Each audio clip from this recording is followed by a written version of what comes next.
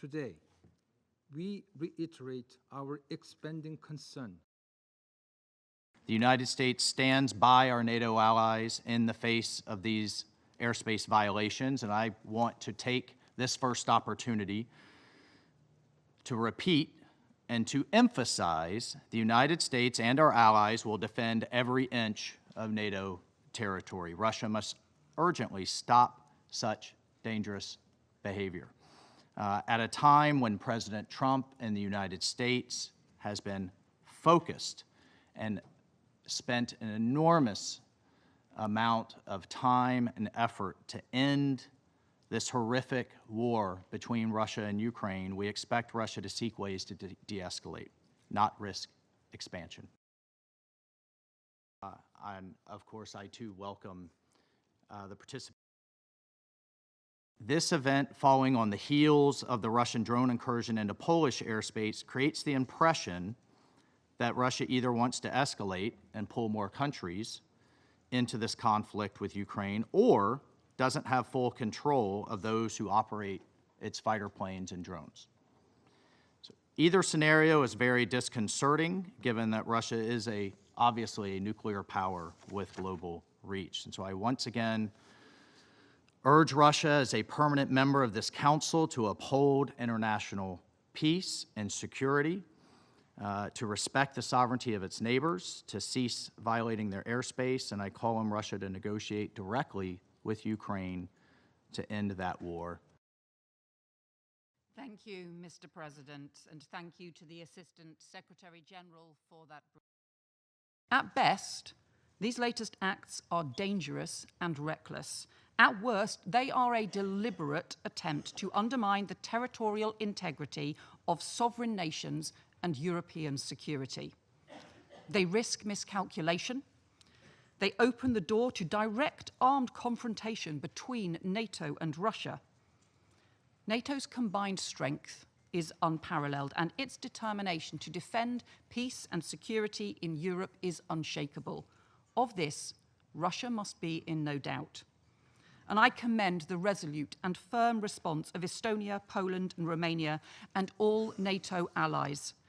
I welcome the launch of Eastern Sentry on 12th of September to ensure the safety and security of the Alliance's eastern border, and I'm proud that UK aircraft are taking part. Concerned by the most recent in a series of deeply alarming incidents. And to those nations and to all NATO allies, I say, the United Kingdom stands in full solidarity with you at this time and always. And to President Putin, I say, your reckless actions risk a direct armed confrontation between NATO and Russia. Our alliance is defensive, but be under no illusion. We stand ready to take all steps necessary to defend NATO's skies and NATO's territory. We are vigilant and we are resolute. And if we need to confront planes that are operating in NATO airspace without permission, then we will do so. The United Kingdom stands by our friends. We are unwavering in our support for the principles of the UN Charter, for our NATO allies, and for Ukraine. And we are committed to increasing the pressure on Russia until it ends its illegal war against Ukraine, ceases its reckless acts, and respects the sovereignty of other states. I thank Her Excellency Ms. Cooper for her statement.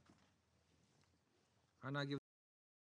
It cannot be that Russia accidentally violates 3 times in 2 weeks European airspace. And if it was accidentally, it was a mistake, there has been plenty of time for Russian Federation to apologize and say, sorry, we made a mistake. Instead, we see a pattern. Russia is testing European borders, probing our resolve, undermining the security of the whole of Europe. Russia will continue to provoke as long as we allow it. Ukraine started, so please don't lie again. For the first time in 34 years since Estonia joined the United Nations, we were obliged to ask the presidency to convene this meeting in the spirit of the preventive diplomacy and in order to stop immediately attempts at further escalation by Russia.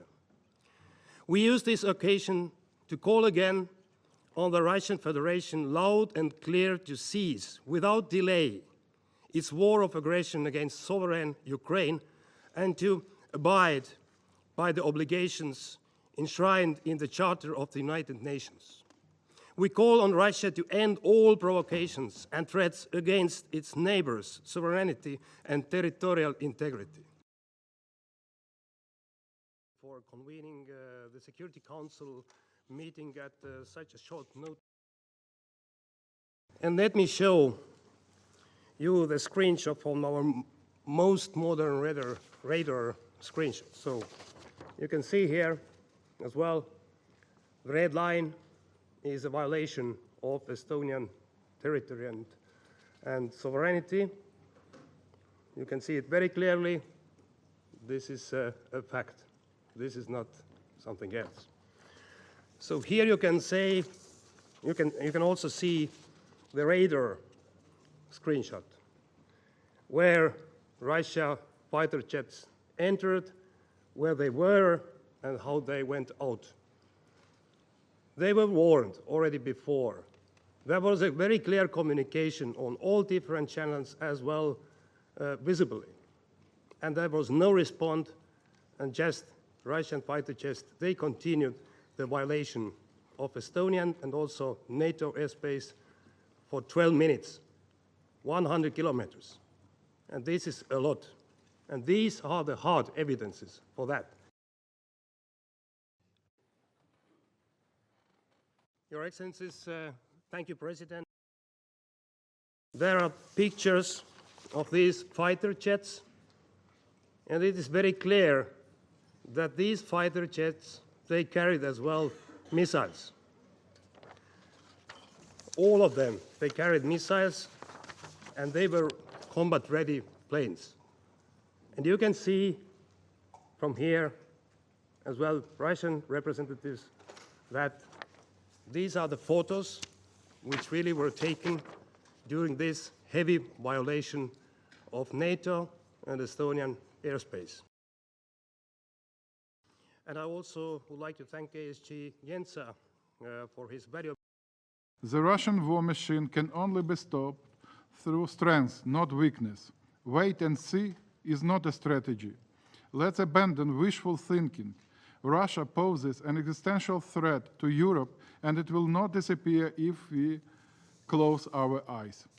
The Republic of Poland. I have only one request to the Russian government.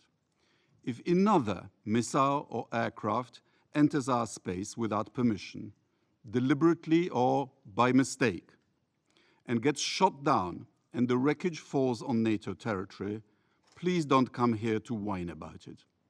You have been warned. Thank you. Несмотря на очевидный диагноз, а между тем факты свидетельствуют о том, что 19 сентября 3 российских истребителя МиГ-31 осуществили плановый перелет из Карелии на аэродром, расположенный в Калининградской области, который выполнялся строго в соответствии с международными правилами использования воздушного пространства. Российские воздушные суда не отклонялись от согласованного маршрута и не пересекали воздушное пространство Эстонии.